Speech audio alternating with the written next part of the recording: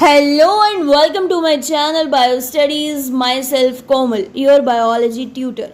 In this lecture, I am telling you some technical terms used in plant pathology. So let's begin.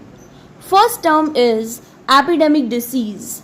If disease spread over large area and causing considerable loss to the crop plant is known as epidemic disease. Examples are guava wilt, apple scab, bacterial blight of rice. Okay, next is endemic disease. When disease is more or less constantly present from year to year in moderate to severe form in a particular point of a country or state. Basically, in this definition, the term or the line particular part is very important because it is related to endemic, right? An example of endemic disease is early blight of potato. Next is pandemic. Pandemic is epidemic is spread to many country many time at the continental level is called as pandemic, right? An example is yellow rust of wheat. Next is sporadic disease.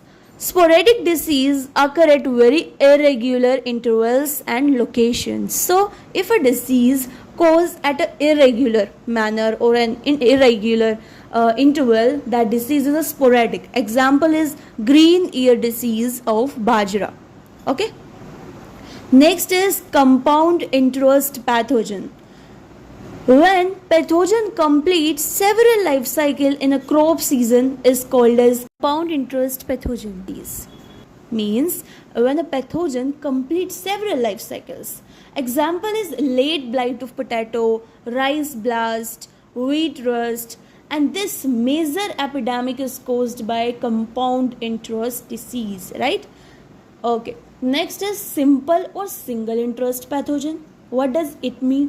When a pathogen complete only one life cycle in a crop season is called as a single interest disease. An example is loose smut of wheat. Clear hua? Next is pathogenicity.